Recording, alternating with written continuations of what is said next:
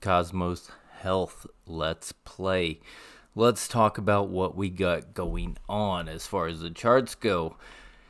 You are looking at, we'll look at the charts, we'll look at the ortex, we'll talk about it pretty much in a straightforward, no nonsense type of view. So if you can't handle that, you might as well just click out now.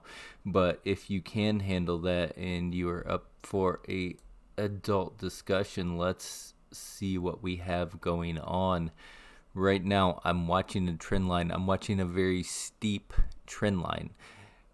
Do they always hold? They rarely hold whenever they're this strong. So let's look at the numbers. Let's look at our trends. Let's see what's going on. Our volume profile says if we drop below about $7.51, we got a direct path down to about $6.74.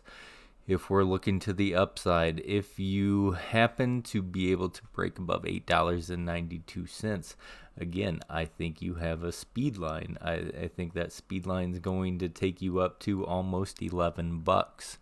So there is downside, there is upside. You're sitting at a very crucial point right now, and you just have to decide what you want to do.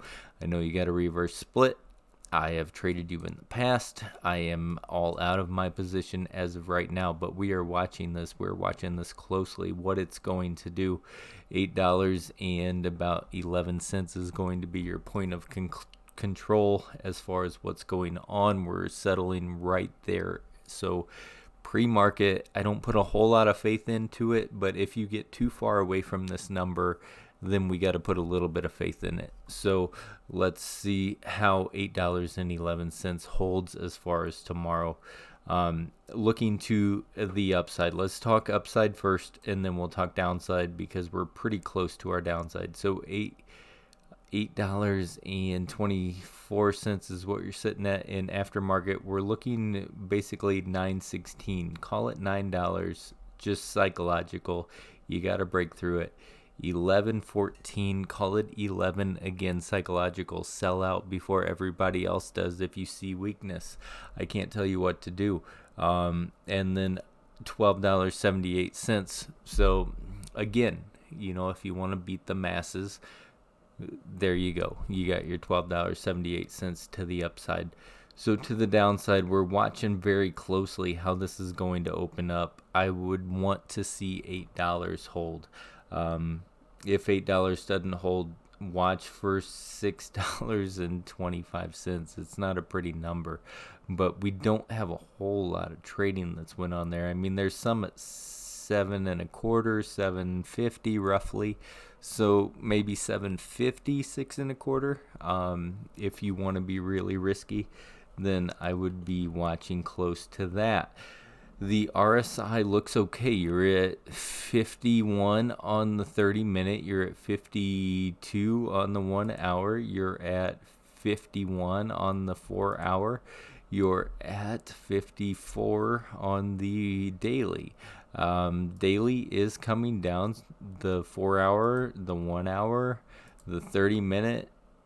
Well, the 4 and the 1 are crossing a little bit to the upside. The 1 hour is, or the 30 minutes, kind of just staying neutral right now. The 5-minute is trying to get a little bit bullish, which is a nice thing to see. That kind of tells you that it just might hold this trend line if it can. So let's keep an eye on it, see how it's moving. Again, you had a reverse split, so we don't have a whole lot of information here as far as ortex goes. Actually, we pretty much have no information. Why don't we have any information? Let's see. What do we got?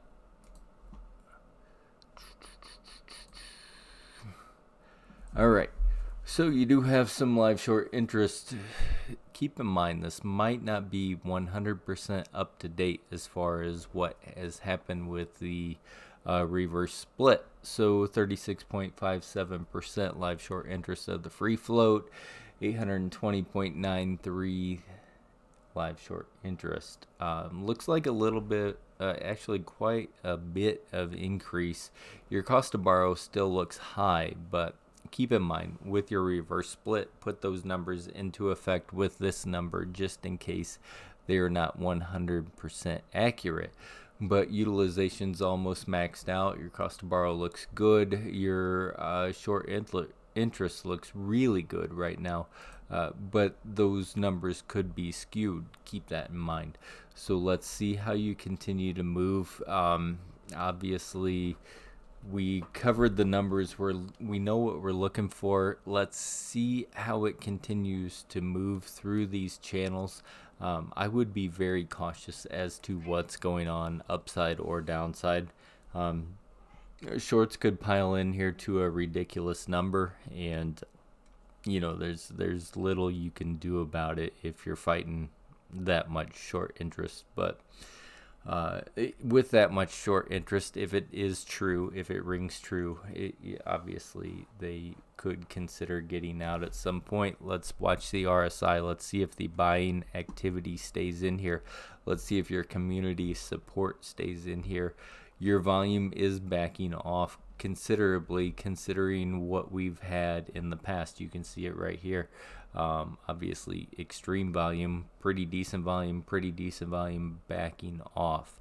So we want to see that volume. You don't need volume to move, but obviously we want to see buyers still interested at these prices and not willing to let it drop down to get a better entry.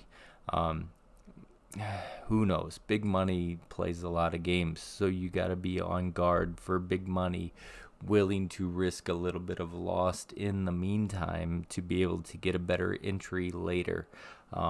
If you're close to break even, I think this is again a great opportunity to be able to make your decision. With 821, 824 range, I would really be watching $7.75 and how it responds from there. You don't want to draw up your trend line. You don't want to see it lose it, bang its head off of it, and then make its way down. So draw up your lines. Just pick your lowest spot, pick your supports. You want to see a couple of touches along the way. This could be a little bit tighter. I think I drew it on a different line. So how does it look? Tightening it up. Honestly, you need to see that bounce. You need to see that bounce right now because it looks like on the shorter time frames you may have lost a little bit of support. So let's see if it can suck its way back up in here and act as support and work its way back up. Otherwise, be very cautious as to what's going forward. I appreciate you guys coming back and watching another one. I will catch you in the next video. As always, stay golden, people, and may your accounts stay green.